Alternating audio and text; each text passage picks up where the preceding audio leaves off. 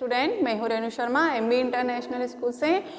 आपको पता है बच्चों, हम मात्राओं का ज्ञान चल रहा है, मात्राएं सीख रहे हैं।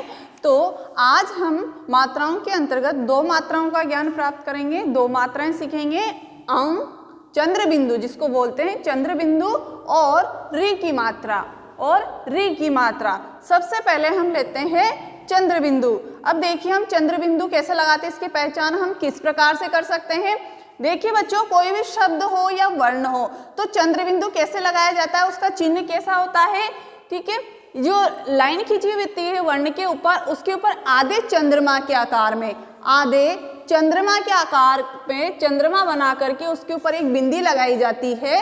चंद्रमा कि आधा चंद्रमा बनाकर उसके ऊपर बिंदी लगाई जाती है, इसलिए इसको बोलते हैं चंद्र बिंदु, चंद्रमा के ऊपर बिंदी लगाना।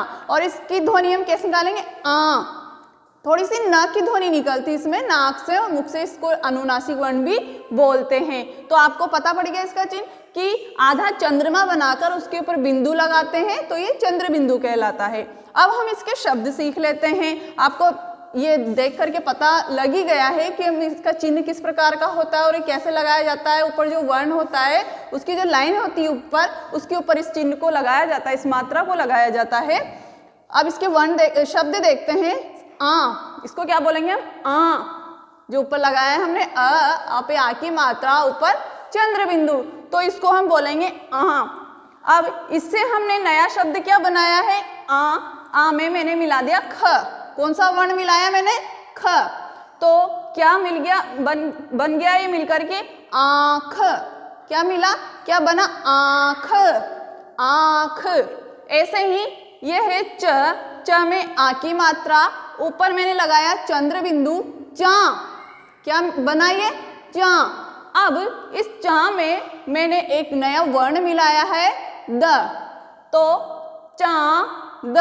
क्या बना, चांद। ऐसे ही अगला शब्द लेते हैं हम। यहाँ लिखा मैंने ग पे आ की मात्रा, ऊपर चंद्र बिंदु। आप देखते जाएंगे कि चंद्र बिंदु किस तरह से लगाते हैं, आपको पहचान हो जानी चाहिए अब इन शब्दों को देखते हुए कि पूरी ऊपर जब लाइन खींचते हैं वर्ण के ऊपर, तो उसमें आधा चंद्रमा बनाकर ऊपर बिंदु लगाते हैं। गा, ये क्या शब्द है, गा। गा में मैंने व मिलाया, क्या बन गया, गांव, गांव। ऐसे ही अगला शब्द है द में आ की मात्रा, ऊपर लगाया चंद्र बिंदु, द में आ की मात्रा, ऊपर लगाया चंद्र बिंदु। क्या बन गया, दा। क्या बना, दा। अब इसमें मैंने वर्ण मिलाया त, एक नया वर्ण क्या लिखा मैंने, त। क्या बन गया शब्द, दांत। क्या बना, दांत बन गया ना, दांत। तो इनका किस तरह से उच्चारण करेंगे, इनकी ध्वनि कैसे निकलेगी, क्या क्या क्या लिखे मैंने यहाँ शब्द, आँख। आप इनको जब लिखेंगे तो इनका उच्चारण करते हुए लिखेंगे, बोलते हुए जोर जोर से, ताकि जब आपका उच्चारण होगा जिस तरह से आप बोलेंगे ना, वही शब्द लिखेंगे, बिना बोले नहीं लिखना है। जब आप इसको कॉपी में लिखेंगे तो उसको बोलते हुए लिखे, ताकि वो शब्द सही हो। आँख, आँख, आ रही ना, चंद्र बिंदु की आवाज आ, तो आँख। चांद, चांद। गांव, गांव। ठीक है, और अंतिम क्या लिखा है मैंने, दांत, दांत। तो आपको भी ऐसे ही और 5 शब्द बना करके अपनी कॉपी में लिखने और बोल बोल कर उनका अभ्यास करना है। अब हमने चंद्र बिंदु देख लिया। अब बच्चों हम देखते हैं अगली मात्रा, री की मात्रा। जब हम बोलते हैं किसी भी शब्द को तो उसमें री, ठीक है, जैसे ऋषि, री से ऋषि।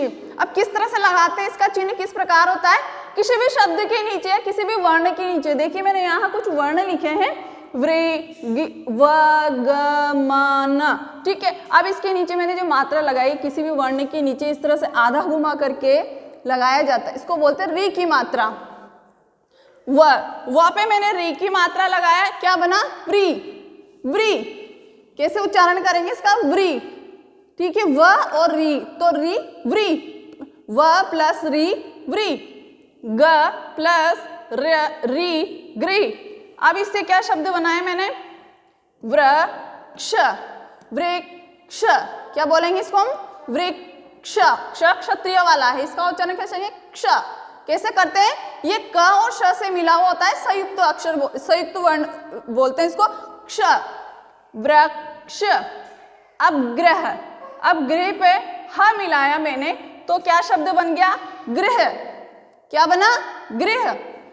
ऐसे ही मृ, म में री मिलाया और उसमें मैंने ग को और मिलान किया, इसका मिलाया तो क्या शब्द बन गया, मृग। मृग मतलब होता है हिरन। क्या होता है, मृग मतलब हिरन। मृग क्या बोलेंगे इसको, तो मृग।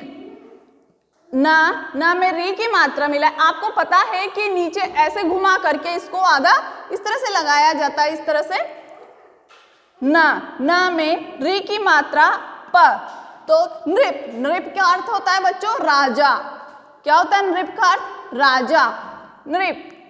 एक बार दोबारा से इसको बोलकर देखते हैं, हम इसका उच्चारण करते हैं, वृक्ष। क्या बोलेंगे, वृक्ष। आपको री की ध्वनि सुनाई दे रही है, जब आप बोल करके लिखेंगे तो आपको भी समझ में आ जाएगा। हमें री की ध्वनि सुनाई दे रही, वृक्ष। ग्रह, ग्रह, मृग, मृग और नृप। और क्या है, नृप। तो आज हमने मात्राओं में चंद्र बिंदु और री की मात्राओं का ज्ञान सीखा है। तो आपको भी अपनी जो कॉपी है उसमें इसके 5-5 शब्द लिखने हैं और उसका उच्चारण करते हुए बोल बोल करके आपको लिखना है और नए शब्द बनाने हैं, जिसको आपको और अच्छी तरह से इन मात्राओं की जानकारी हो जाएगी। Thank you.